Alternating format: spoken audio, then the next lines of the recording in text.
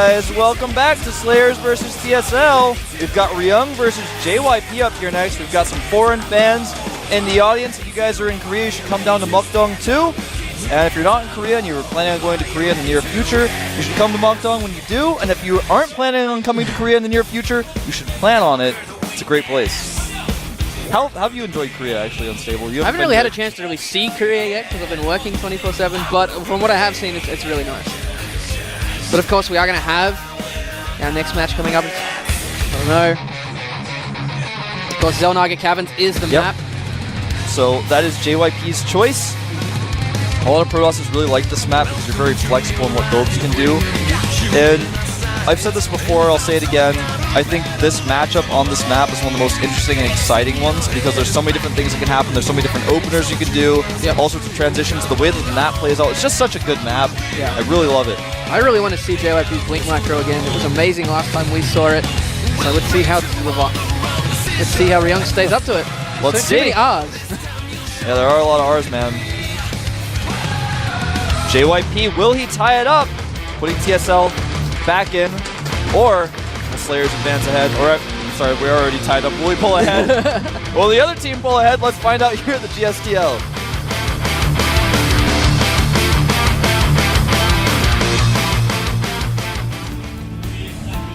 Down here, go for it. The bottom position, a member of the team Slayers. He is Slayers, Ryung.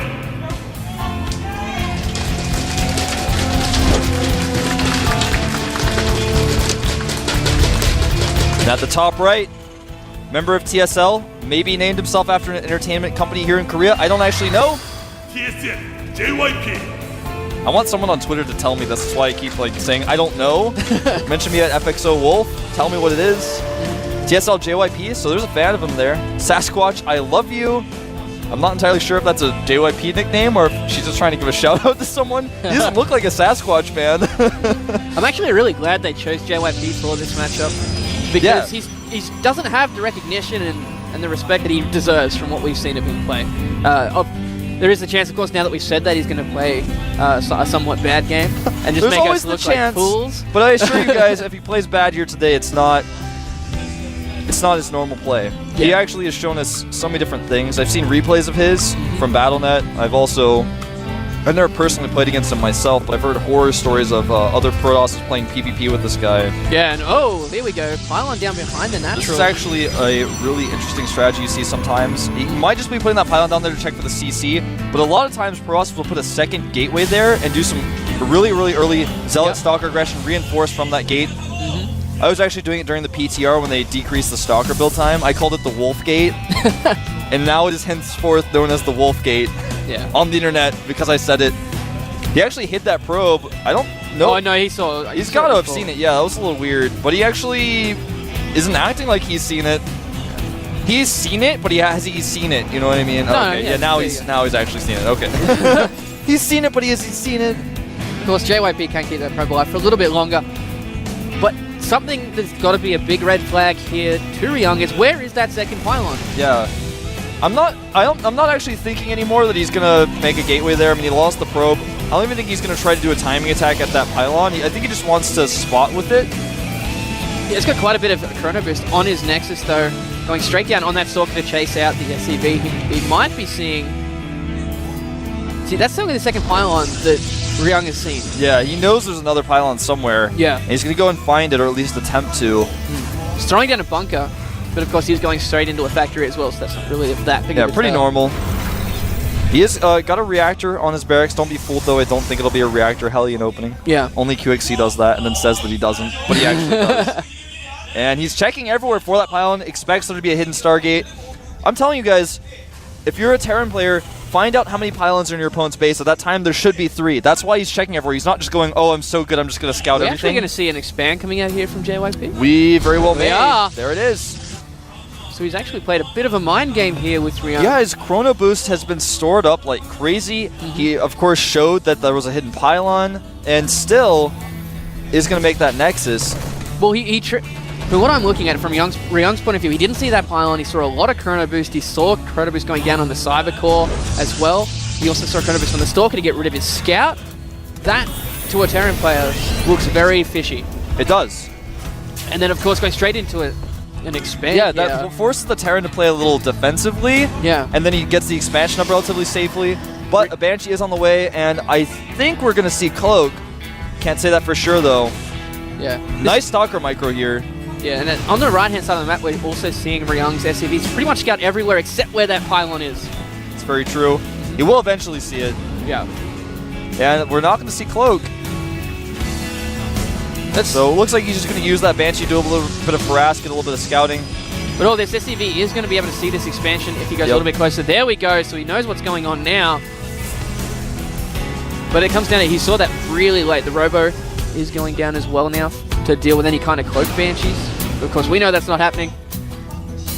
These SCVs trying, or Marines trying to come out here. Nice little force field block by JYP. Some kind of soft contain here as well. Yeah, there's only 2 units at the bottom of the ramp, and so Ryung doesn't really know that. Oh, as we say that, here come more sentries. It takes about 4 to 6 sentries to really be able to force field this continuously. You don't have to force field it continuously, but if you wanted to, it takes about 4 to 6. So he's got 4 out now. Well, if he's paying attention, he shouldn't have to use as many force fields. Exactly. To constantly drop that off. Of course, the Banshee is about to come into the natural here. Even an SCV to repair. There is that one sentry. He's going to have to warp in some Stalkers if he needs to. There we go, going straight into the main. This is a great way to deal with this type of contain, because if your opponent's warping in a lot of units at the front of your base, and he doesn't have units to warp in at his, of course, own base. The Stalkers will chase this Banshee out, though. Won't be able to kill it. The Observer's coming out as well, just in case it has Cloak. Yep. And it looks like JYP's just backing up. Oh, there we go. There's a Banshee just coming to pick off these sentries. This is not good. Banshees can kill so many sentries, they just don't do enough damage. And this Stalker almost walked into siege tanks, but then backed away at the last second. JYP is so brave. Bringing some SCVs to come with this attack. Yeah, I think he realized he's just too far. He's just capitalizing on the fact that his opponent has played relatively risky, made too many sentries, and sentries, they don't do well against siege tanks, tank mode or siege mode. No, we either way. We do have an Immortal on the way here, but he's got to realize that this is coming. Hasn't seen the SCVs yet, I don't think. But here's the thing about the Immortal. Yeah. Everything's going to die before that Immortal can really come into play, and SCVs are just going to target it, Marines are going to target it. That Immortal not going to be very helpful. These force shields might. He just needs to buy time for his extra units and more warp gates to come on cooldown. There we go, forcing him back. Just every second he makes right now is going to help him, as we do see a second Immortal on the way to help deal with those tanks. But he needs to be careful. Force shield that off and back off. Guardian shields going up here. And like I said, there's just not enough units. Like the Immortal can't even hit the tanks. It doesn't even participate in this fight. And this is going to be the end for JYP. Yeah, I'm surprised he didn't actually just pull back and buy more time. He's trying to deal with these. The Banshees are what's doing a lot of damage here as well. Yeah. He wanted to keep the Nexus, but in this situation, you just can't. No. Banshee's being repaired by the SCVs. Well, he's going to have that second Immortal now, just getting that 4th warp gate. He does have a little bit of money here, but he's lost that Nexus. That's going to be a huge blow. At the same time, we still don't see a command center being... Oh, he's actually... You guys will get a shot in a second. He's warping in units at the natural up for Young to cut off reinforcements, but... Banshee in the main mineral line. Banshee at the main is going to... Oh, he's actually pulled all his Stalkers, and now the Immortals are stuck at the front. Nothing to defend them from this Banshee. He does clean the one up behind his mineral line, but now he's got these units coming up the ramp. He's also sending his Zealots and Stalker up the ramp for Ryung, but he's going to be ready for that because there is already a tank on the way. It's going to be very, very difficult for him to hold this. He does have the production facilities, but he just doesn't have the money at the moment to deal with it. Siege mode is at the bottom of the ramp. He's supply blocked. His pylons are finishing up here. He's going to want to warp in a few more units, but I don't know if it's going to be enough. Siege mode is done. Yeah. There goes the Robo. A ton of Marines still left here, and the units at the front of his base have been mostly cleaned up. There's a lot of Zealots going into the main here for Young, though. He's going to do just as much damage back, but there's 3 Banshees in the main. Yeah, they're just cleaning up the Stalkers. He's just actually going to target the Stalkers down. When you have that many Banshees, it just doesn't matter. And that's going to be it. He did try his best to do a counterattack, but really, if he just kept those at home... Actually, there's still not a whole lot left there at home for Ryung. It's kind of a tense spot for him. He has to defend with SCVs. If you're defending with but SCVs, those tanks are now in range of all these gateways. He's only got 1 gateway powered. The Cyber Core is going to go down. I'm pretty sure that's in range of the Nexus as well. And it's just too much stuff. He's going to lose his base. Yeah, I mean, he's got these Zealots in here. A Banshee will come out soon, and when it does, that's going to stop everything. He can also just go home with this attack if he wants to defend. And these Zealots do end up falling. The Stalker will fall as well, and it looks like Ryung takes the game GG and takes the lead for Slayers. Interesting choice by JYP. Yeah, his build was good. He had to expect some kind of just semi-ult in there. When you expand, and your opponent is teching, the Sentry Contain is not the way to go. Because he's got a Medivacs, he's got the ability to make Medivacs already from the start, right? For one. So he can, of course, just ferry units out if he wants to. He's got Banshees, you're making a lot of sentries. Then how are you going to deal with the Banshees? Then when the siege tanks come, how are you going to deal with those? He could have been banking on the fact that there was a command center being built in there, but it just wasn't at all, so he had that extra production to go through with it. It was a great decision by Ryung to just say, I'm not going to make a command center because you're playing this style, and I can do a timing attack and end you. And so he did. Fox are giving him some pep talk here. It's a secret. Everyone's getting whole like whispering. Trying to like hear what they're saying, but they can't. Talking so quietly, it's a complete secret. And there's Coach Lee talking to the killer himself. I'm not sure what we're gonna see out of TSL in this next set. They've got 2 more players to send out. It's not all over for them yet. It's got a lot of time to come back. They've really got quite a few. Like they've got lots of players left that can do a lot of damage here. As long as they can figure out how to take out Ryung, they've got just so many options. So it's difficult to know which way they'd go. I'm just trying to think what I would do. Like, what would Wolf do? There's like 3 W's in that. It's like a website. WW.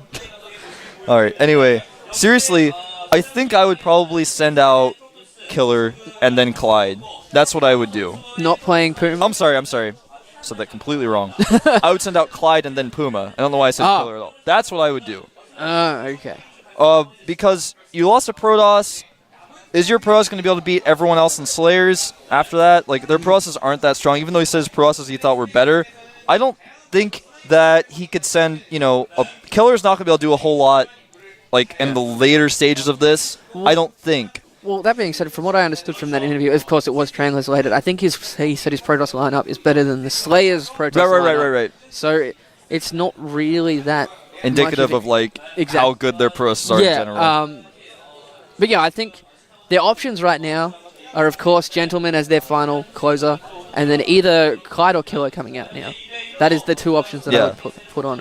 Coming from the Slayers' point of view, that's what they're thinking as well. So they're going to be... They've got more options at the moment, though. They are leading 2-1. They've got to lose at least 3 games in a row. They're still very safe. Yep. Here we go. Let's find out who it's next going to be.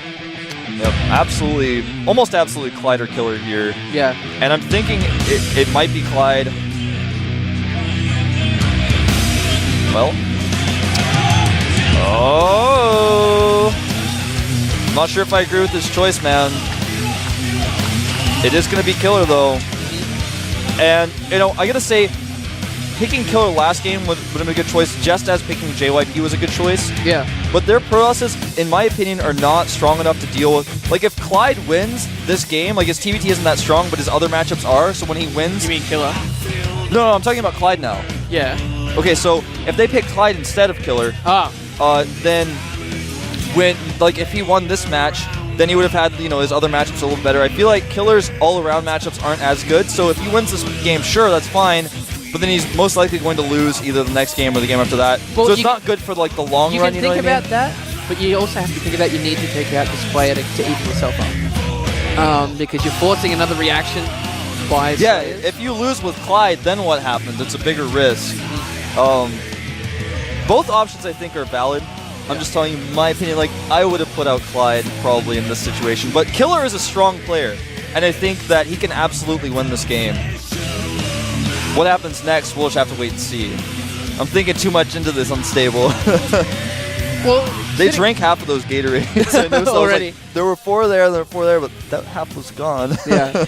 There's a lot of different options. You have to think about it that way, because you've got however many players on the team to take out theirs, and then you've got to go through every single option. There's so many different possibilities, and you have to prepare for every single one. Yeah, you have to prepare for every possibility. Mm-hmm. But we'll see how Killer goes. I think he's going to have to take a little bit of time setting up, because that last game was pretty quick. But he definitely does have the ability to take out Ryung here.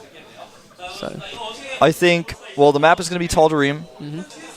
Anything could happen.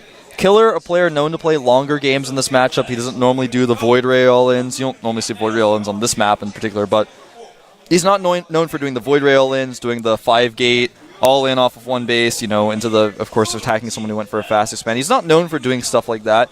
He's known for his great late game, his storms, his zealot splitting, and stuff like that. Just having a good job. And when I say zealot splitting, I mean zealots in front of the stalkers, because I can't tell you how many pros I've watched who don't do that. There's too many. Just like kick the table. Like, She's so that mad about angry. it. Those pros is put your stalkers and your zealots on a different hotkey, or at least like control click those zealots and put them at the front and then attack. Come on. Yeah. But Tal'Darim's a good choice, I think. Yeah, a lot of pros like to pick this map against Terrans. The architecture is pretty fair, I guess you could say, for both races, but you do see in the late game, Terrans kind of struggling sometimes with that really weakened big bio ball, and they're trying to run around the map with the storms going off everywhere. There's a lot of open areas, there's a lot of places to hide your Templar.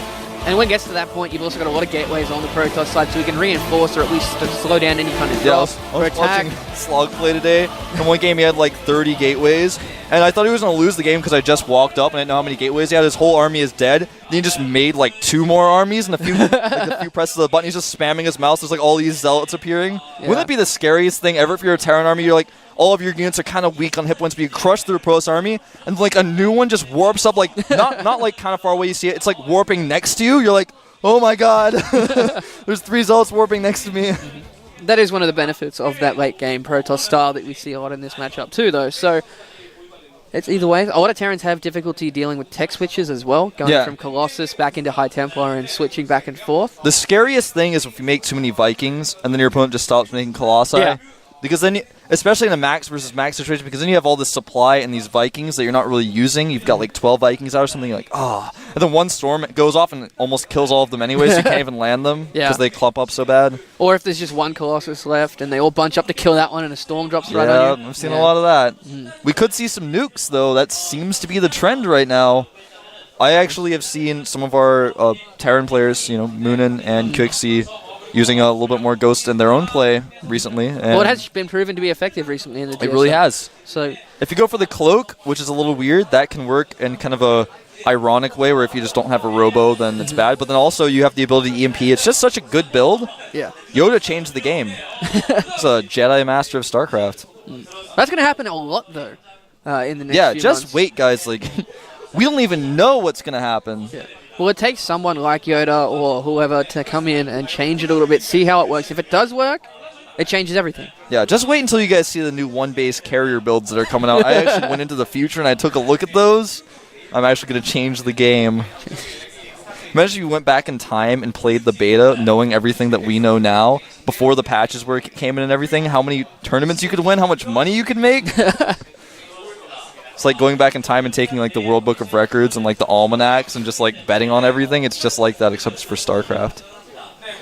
But the reason we're just talking about so much random stuff, guys, is because I think we have a technical difficulty. Neither of the players have jumped it's into not the a game. difficulty. It does take a little bit of time to set your stuff up. Yeah. And they usually do it during the game. Usually the teams will pick their next player and get them to go set up so you don't have as much downtime in between games. But that last one was really quick. It was. That was a pretty quick game. To put it bluntly, it didn't go as JYP planned. No. Well, thinking back, he didn't expect him to bring all the SCVs. He expected a command center to be made. That's what it was. He Especially defended the Banshee fine. Yeah, you see the no cloak on the Banshee, and then you only see one Banshee. If you see 2, that's when you know. Yeah. You're like, oh, there's 2 Banshees. I think he might do a timing attack. But if you only see 1, you're not really sure. And he did the contain, and he thought he was good. And then the Banshee came out, and I don't know. I really personally think that you should never do that contain when your opponent's teching. Well, not only that, he did send a lot of units. Like, there was a lot of zealots down in the main for Young. He just couldn't do much there. If he'd had them in his main, it would have been able to soak a lot more fire for those stalkers to be able to get those Banshees down. Yeah. Zealots attacking the Marines, soaking a lot of the tank fire as well. So it's very difficult to say how it would have went. But in general, guys, if you're a Protoss, or I'm actually talking to those people who aren't Protoss, if you have a Nexus up and your opponent does a one-base timing attack like that on a smaller map or a 2-player map, it is almost impossible to hold with the Nexus. So it's not like JYP dealt with this badly or it was just a build order loss. It's just so difficult to stop if you make any sort of mistakes or you make a robo bay at the wrong time and you don't have those monies, or if you warp in 3 units at the front of your opponent's base, that can happen. And there's our girl player. There's a lot of cheers coming from the crowd. Can't imagine why. Of course, wearing the medic suit that we saw Slayers Jessica wearing a few weeks ago in their first match versus MVP. Because Boxer was her Marine and she's the medic. Yeah, that's what she told us, man. She told us to say that. It's true. She's a Boxer, Marine, me is medic. But yeah, so Killer versus Ryung. I don't think I've personally seen them play each other before. I don't think I have either. Well, there goes my idea on what to talk about. It's a large map. Yeah. Obviously. It's a large map. I'm just telling you guys stuff. Today is Thursday. Yeah. So we just got confirmation. It is the players setting up still, so we were right. It's all good. Yeah, like you were saying, it's a very large map. It's a large map. Lots of things happen on this map in this matchup. You have the long game. There's like 5 different variations of TVP on this map. Yeah. The first one is the Terran goes for like a 1 barracks expand because it's a big map and he thinks it's fine, and then someone does like the Genius 5 gate all in, and it either ends the game one way or the other. The Terran dies or the Terran lives, and then the game ends. Then there's the tech build that the Terran does, which kind of gets a little funky on this map. There's that variation that I don't want to get all the way into.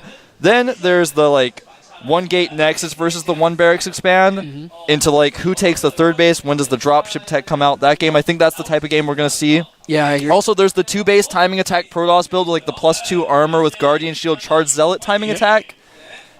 Those kind of, there's like all these different games. Those are kind of, all the TVPs on this map kind of fit into one of those molds. And then I think what we're going to see is like the 1 gate versus the 1 barracks expands, and then the longer game, and then maybe like 5 or 6 bases and nukes and crazy battles in the middle with storms. You don't really see them as often as you do the timing attacks coming in from Protoss just recently, because it's a lot harder for them at the moment just to keep up in the macro.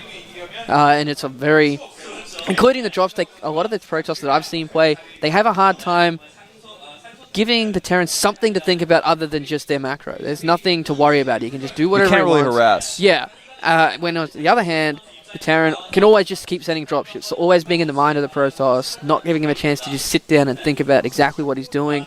So that's why we don't really see that as often, but I really do like seeing the very late game in TVP. But that's just me. Yeah, I think everyone does. Yeah. People used to always joke with me saying, like, the High Templar versus Ghost battle was like a draw in an old Western. It's like, do you feedback him before he EMPs you? Yeah. And it's like this little battle that goes on, and sometimes you see the Ghost come out by itself and the Templar come out, and they stare at each other. The one feedbacks, or at least he wanted to, but he got EMP'd just a second before. Something's going on. Something's going on. I don't know. This is the second time this has happened without me knowing. Happening a lot today. I don't know. I'm sure the Korean commentators said something that was like a joke or funny, and the crowd liked it, and we don't know. But they're filling time, we're filling time. Yeah. You also see the positions where you have those cloaked ghosts trying to come in and EMP the Templars first, and then you've got the Observer that can counter that, and then you've got the Protoss who actually split their High Templars, and then it's frustrating for the Terran at the same time. And you see the one Templar that comes forward first, the storm part of the army, so it's okay if he loses it. Yeah. And then you see like the 3 Mirars that come forward, and that Templar like tries to storm them, and then they like dodge the storm, and then the Templar's like, no! So then like 3 Zealots run forward, and then eventually the armies get closer and closer together, and then they fight. Yeah. Looks like something's going Yeah, something's wrong with the computer, most likely. That's right. Or not wrong with the computer, but like his mouse driver isn't working or something like that. Yeah. But something that I've seen a lot more common recently on the Korean ladder is getting a lot of ghosts in late game. Like more than you could really use for EMP, but they snipe the Zealots, and they just disappear. They do. That's actually something that a lot of Koreans have been doing. Yeah. And we've even seen players like QXC starting to adapt that as well. Where you literally get like 15 ghosts in the late game, and then just EMP everything. You can only do it when you're ahead, generally speaking. Or if you're actively trying to save your ghosts. Yeah. Okay, oh, man, that's what awesome. did I just hear in my ear? Tomorrow is pizza day here at Mukdong, so if you come to the studio tomorrow, you get free pizza. Everyone who comes to the studio gets free pizza. Everyone. Everyone. Bring everyone. Tell your friends. Gama's like, I can't believe Wolf just started talking about this. Now we're not going to have enough pizza. Gama's going to actually have to bring like 3 trucks of pizza. Well, I was going to come to the studio tomorrow. Now I'm like, there's going to be so many people. No, you didn't have a choice to come in. You had to come regardless. I was going to drag you because we have our match tomorrow. Oh yeah, that's right. I actually, I don't know what I'm talking about. I'm like a player for FXO. I'm like, oh, is it worth it for me to come for the pizza? No, I'm actually going to be here. I keep thinking that we're one day behind. I feel like today's Wednesday, but it's not. Looks like we're ready to go. Yeah, I think we're finally ready. But seriously, tomorrow's pizza day. And like I started screaming and talking about, all the foreign fans looked at me like I was crazy. Yeah. So Tal'Darim Altar is going to be our map here. And Killer, he looks a little nervous, but he's not one to be nervous. He actually played a ton in Brood War. Like a ton. And he's been on the stage so many times. We'll see though. The map is loaded. Something that's really frustrating, because I've been in those booths helping our players set up, because you got both the earbuds and the Banshee headset, the cables are everywhere. That's true. You have to find a place where it's very comfortable, but it looks like we're going into the game. Let's find out who can take this one down. Can we tie it up again to TSL, or will Ryung increase Slayer's lead?